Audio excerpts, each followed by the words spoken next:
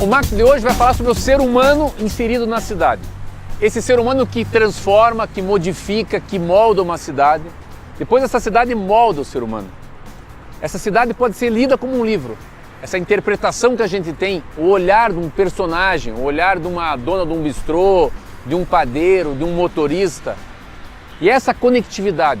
A cidade evolui, ela cresce, ela se movimenta depois que as pessoas se conectam. E é essa conexão, essa coisa tão simples e importante que a gente vai tentar trazer para o MAC de hoje. Bora, venha comigo. A gente foi para a Europa, ficou em Portugal, foi para Romênia, foi para Bulgária, foi para Inglaterra, principalmente na Inglaterra.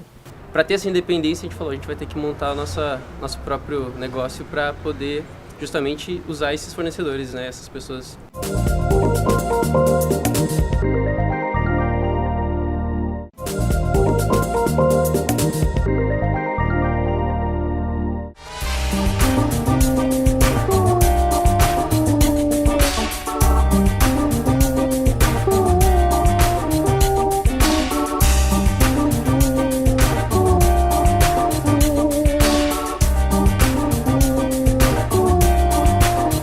Olha, eu tô aqui com o Lucas Chan. Chama-se Padaria Artesanal Brasileira, mas é mais sutil, porque chama-se maçã. Quem é você? Quem que é o Lucas? Então, meu nome é Lucas Chan Gomide. Você foi pra cozinha já, né? Foi normal, assim, eu acho que eu saí da faculdade, eu fazia economia na Federal. Nunca foi pra mim, nunca me sentia à vontade, entrava lá, sentia aquele embrulho no estômago. E eu saía de lá, ficava feliz. E daí eu era músico também. Então, na verdade, música era a minha prioridade na época. Então a faculdade era só para ter uma faculdade, eu acho, assim, sabe? Só para seguir o caminho mesmo. Então daí eu fiquei na música um tempo, assim. E quando eu tive a oportunidade de sair da faculdade, minha banda acabou também na mesma época. E daí eu me vi sem nada, assim. Então eu resolvi ir para aula de culinária. Porque era uma coisa que eu gostava, assim, minha família sempre cozinhou bastante. Fechou um ciclo, faculdade, banda. Então eu fui fazer um curso. Nesse curso eu conheci o Gustavo, que a gente acabou virando melhor amigo. E comecei a fazer uma taxa no restaurante, num bar espanhol da cidade. Daí ali foi minha experiência de cozinha mesmo, assim, E lá bastante. Você vai pra Inglaterra com ele? Isso, disso a gente trabalhou um tempo, juntamos dinheiro. Porque, afinal, a gente estava sem namorada, o emprego no restaurante. Sem grana. O bom do emprego do restaurante é que sempre tem.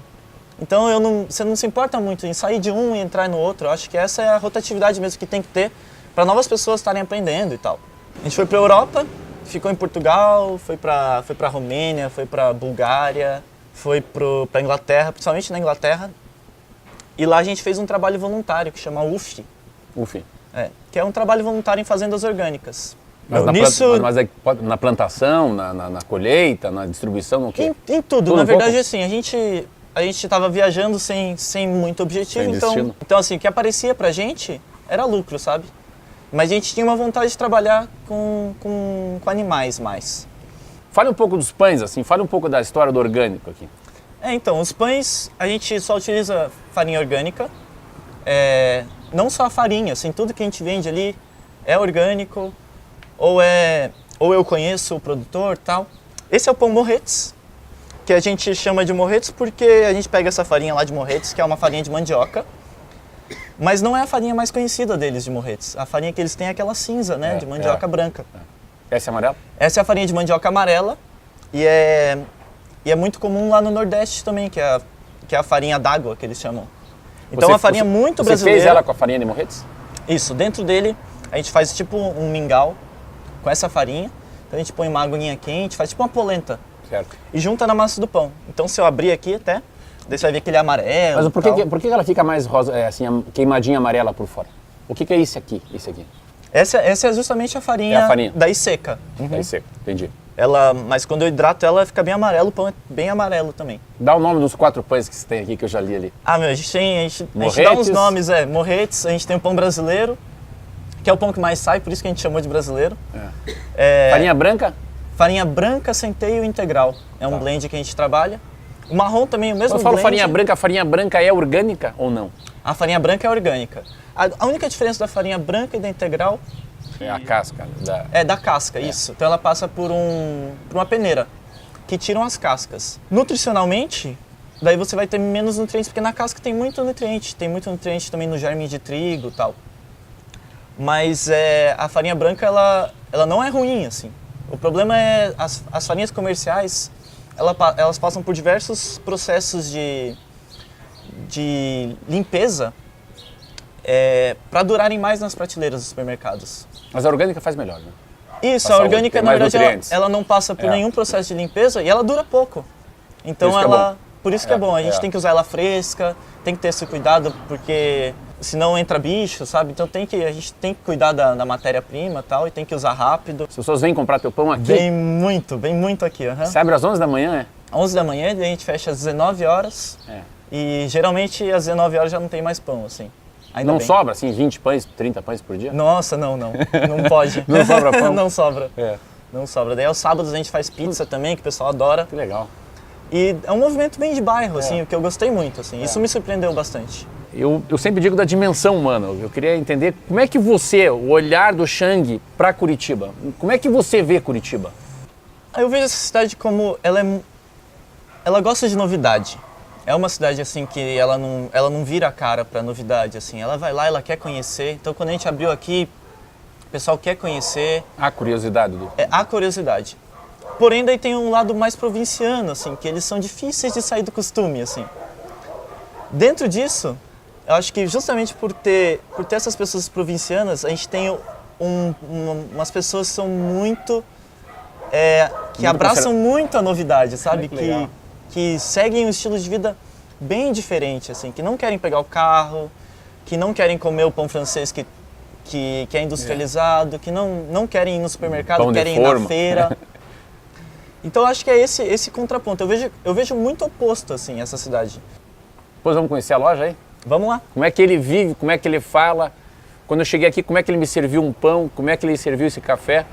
Essa dimensão humana de cada cidadão olha a cidade de um jeito e eu aqui. Cada um vê de um jeito, mas eu já estou vendo uma Curitiba que eu não conhecia hoje. Vamos lá para dentro agora para ver como é que é a produção. Venha comigo, bora!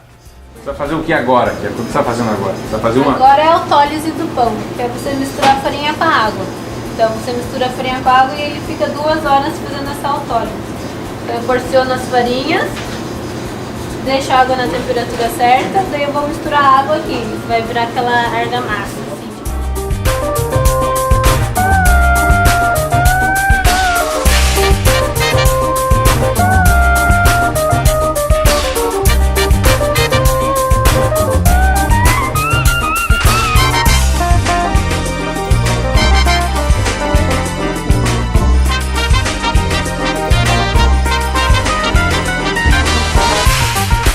Estou agora com o Gustavo, que é sócio do Chan.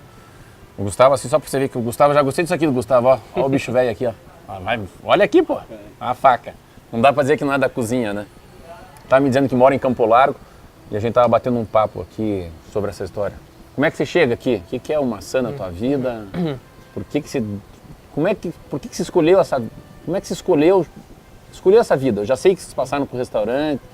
Ele me contou um pouco da história da Inglaterra. Mas como é que chega na panificação, assim?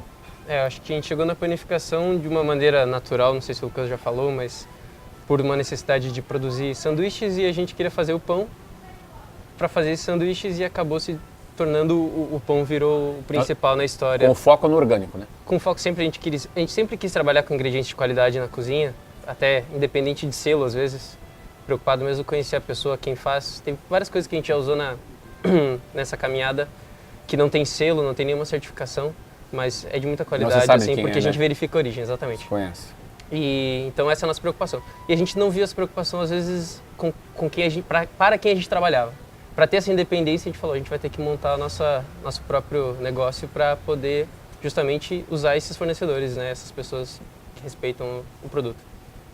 Bem, Gustavo, e essa relação com a cidade de Curitiba? Bom, acho que eu sempre encontrei uma dificuldade de opções do que fazer, assim. E essa foi uma vontade de abrir a padaria também, tem um lugar que eu gostasse de ir. Não é à toa que eu venho todos os dias pra cá, ainda bem que eu gosto, né?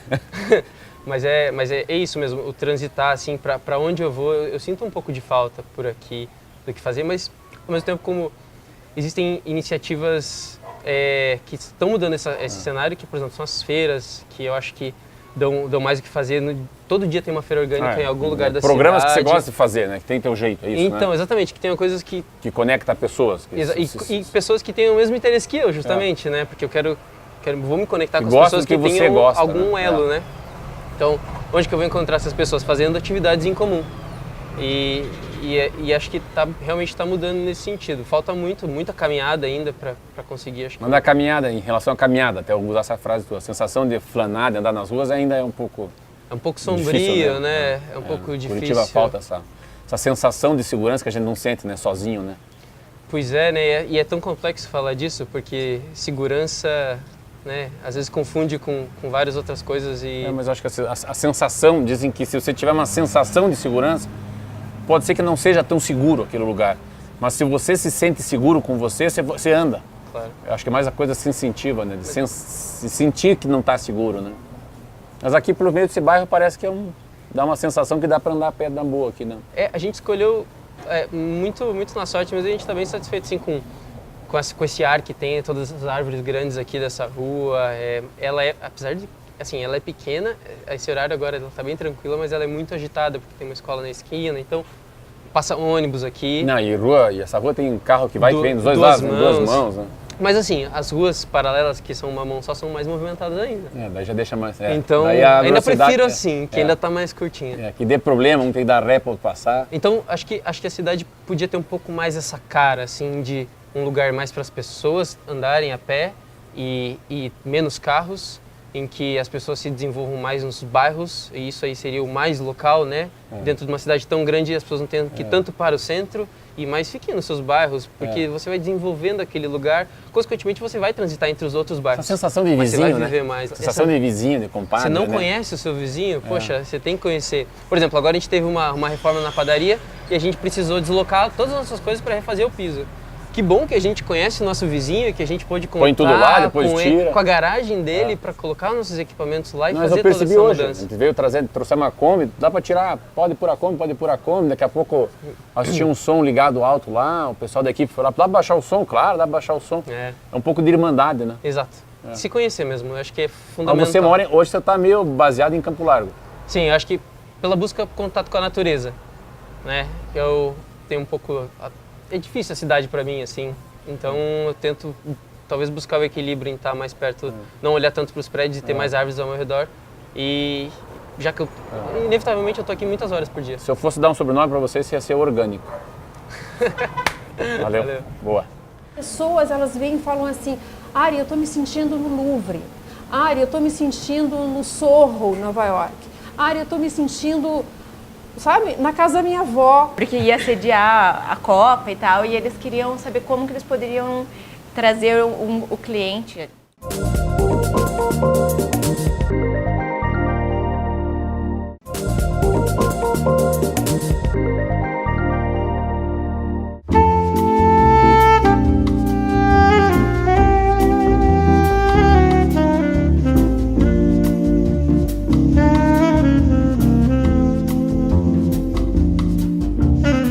Olha, eu tô aqui no Papola, é um café bistrô. Eu tô com a Ariadne. Oi, tudo bom? Me conta uma coisa, tem prato-chefe aqui, não? Qual que é o prato que chama as pessoas? O que você tem? Não, eu não sei te dizer se é o que chama, é o que eu gostaria que as pessoas prestassem atenção um pouco mais nele. Como é que ele se chama? Dolce far niente. Traduza. O prazer de não fazer nada. Ócio. O prazer de não fazer nada é o puro ócio, mas aquele ócio contigo, sabe? Aquele ócio bem aproveitado. Ele é uma explosão de sabores. Não tem forma? Não tem forma. Imaginei. Tá, não tem forma. Embora ele esteja completamente desconstruído, mas ele tem uma variedade intensa de cores e equilíbrio, tá?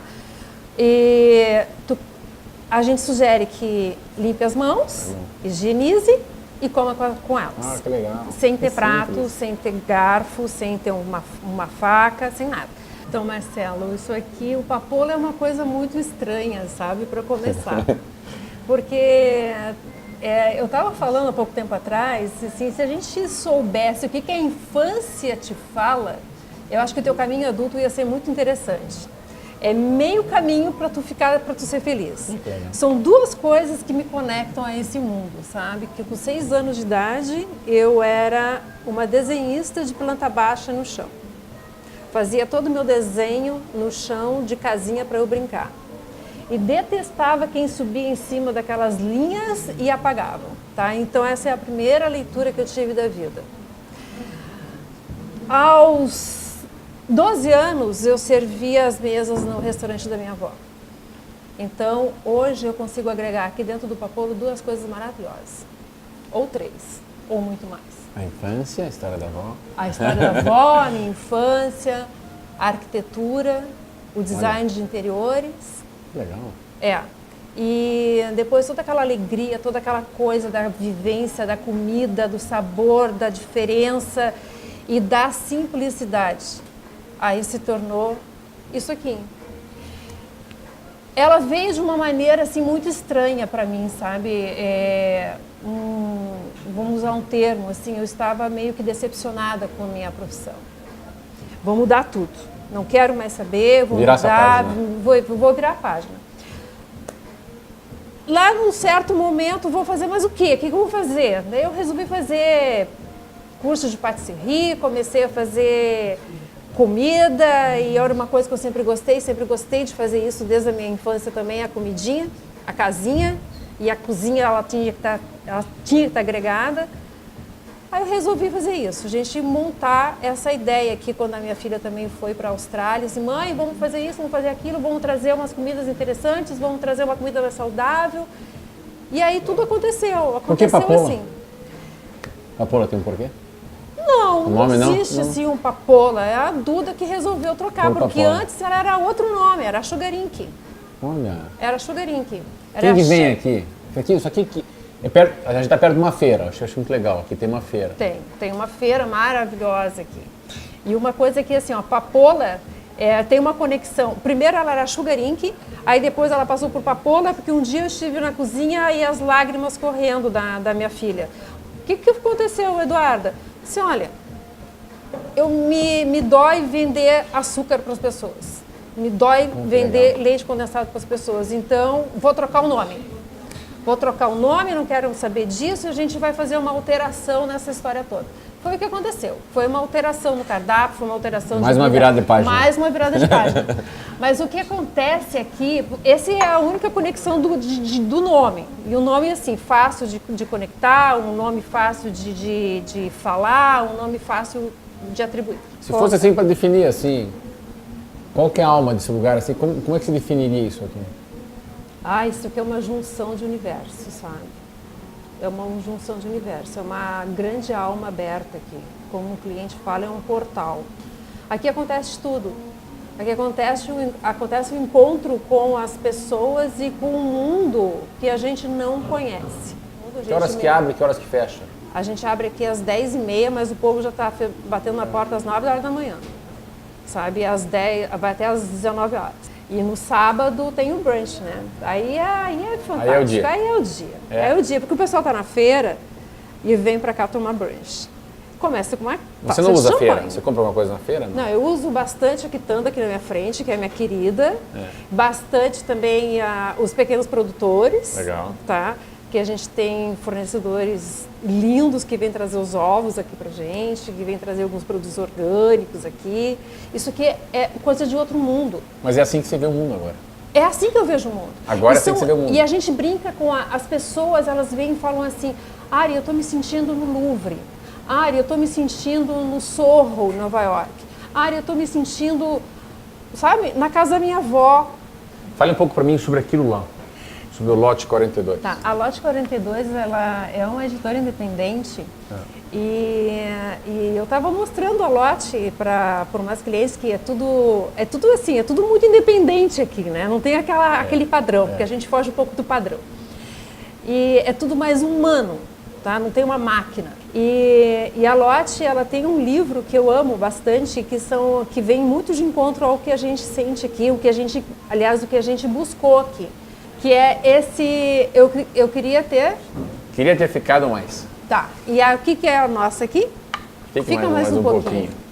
Aí eu fiquei de comprar um caderno em branco, porque as pessoas escrevessem nesse caderno em branco todas as sensações que elas têm aqui dentro, o que remete estando aqui. Pô, legal, hein? Sabe? Muito legal. É, pro passado, assim, nostálgico. Né? É nostálgico. É, da E olha que infância, da imagina adolescência. assim, a quantidade de registro que elas podem colocar naquela folha em branco. Amei. Tá? Um beijo. Parabéns. Muito coração. Obrigada. Valeu. Ai, obrigada. Eu amei isso aqui. Sério? Olha aí, essa é a Ariadne Papola. Nossa, muito difícil explicar para as pessoas, assim, se entenderem o que é essa sensação de estar aqui, eu acho gravando que com essa ela e... Bora. Olha, eu continuo no mesmo lugar. Agora eu vou falar com a Mariana Smoka. Estou aqui no Papola. Já que o ambiente é tão bom que a gente fica onde é bom, né? Eu conheço ela há muitos anos atrás, eu a vi, estou revendo agora, mas revendo num outro momento com outro olhar. Outro olhar por quê? Porque ela mexe com tendência. É a pessoa que olha um pouco para frente, assim, o vento que não bateu ainda. E a Mariana tem uma coisa muito legal, que ela tem um perfil. Ela tem um perfil no Instagram que milhares de pessoas mandam fotografias do que eles veem, da maneira que eles veem o mundo. Minha pergunta é o seguinte, por que você criou esse tal do Instagram? O que é essa? Por que essa de todo mundo fotografar e mandar para ti? Surgiu de uma necessidade de um trabalho que eu precisava fazer sobre Curitiba. Eu tinha que monitorar o que estava acontecendo no movimento social e cultural na cidade em 2013 para uma empresa de Londres que fazia trabalho de pesquisa de tendências e eles queriam saber o que estava acontecendo. Uma cidade de 2 milhões e meio de habitantes? É, porque ia sediar a Copa e tal, e eles queriam saber como que eles poderiam trazer o cliente, que eu não sei qual é, para fazer uma ação aqui na cidade. E eles me convidaram para fazer esse monitoramento. Fácil, né? Resolver isso, né? É, e daí na hora eu pensei, como que eu vou resolver isso sozinha? É. Né? Eu não sei direito nem o que acontece na quadra na minha casa, então imagine sobre a cidade. E eu pensei, bom, o meu irmão frequenta lugares diferentes do que eu, minhas amigas de infância outros, da faculdade outros, e todo mundo frequenta lugares legais e muita coisa acontece bacana que eu tenho certeza que eu não sabia e até hoje eu não sei.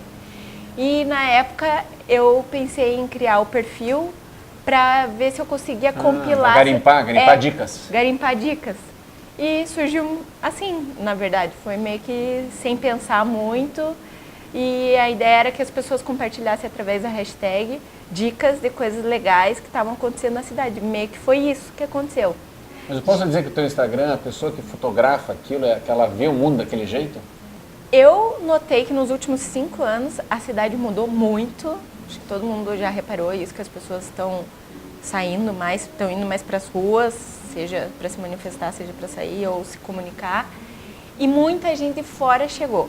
E está mudando a cara da cidade, não são mais os mesmos, pessoas que são as que sempre mandaram, né? É. Tem bastante gente que veio e está bagunçando tudo para melhor, então isso é bem bacana, você repara que Ela os não tem clientes... dono, né? É? Ela não tem dono.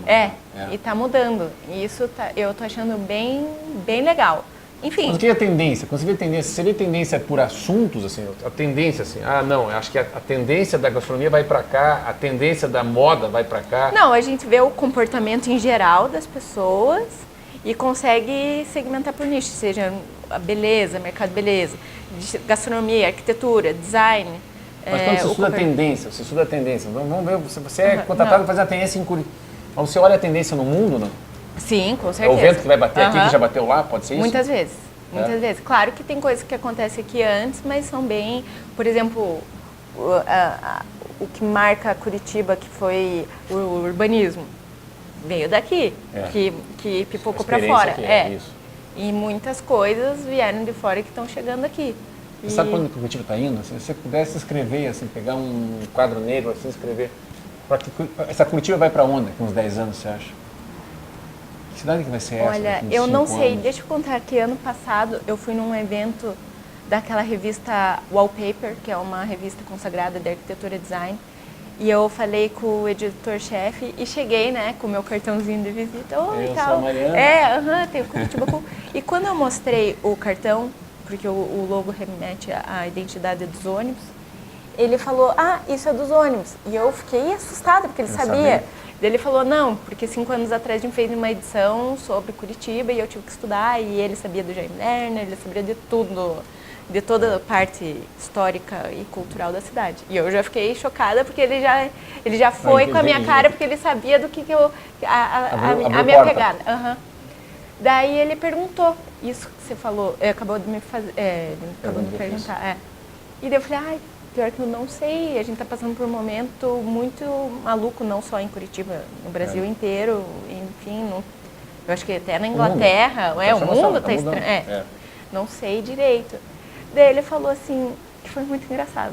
Ele falou, Curitiba sempre foi conhecida como a capital ecológica, ou exemplo de urbanização, de urbanismo e tal.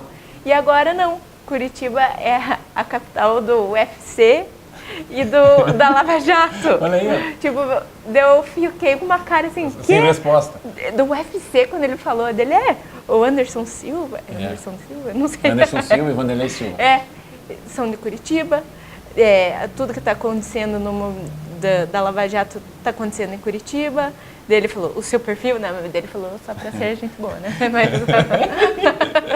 E daí foi muito engraçado que uma pessoa que é referência, que é um formador de opinião numa revista global, já não é. Já sabia. Já não é daí ônibus, né? Já não é os parques, já não é o lixo que é lixo. Exatamente. E ele já sabia disso. E ele falou, Curitiba tem vários designers e arquitetos super... É que Curitiba ficou no século XXI já. As coisas do Jaime ficaram no século XX, né? Pois é.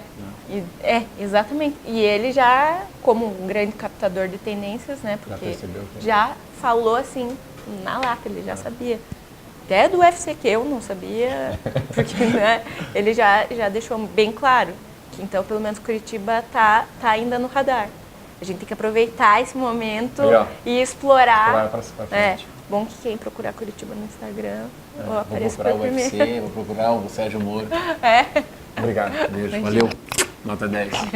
Olha, para encerrar o programa, não tem melhor maneira de encerrar comendo um prato, que é o prato que chama-se Dolce Far Niente, que foi feito pela Ariadne e hoje aqui na companhia da Mariana. Venha, vamos comer agora que chega de maqui. E aí, galera? Esse aqui é para limpar as mãozinhas, prato, Dolce Far Niente.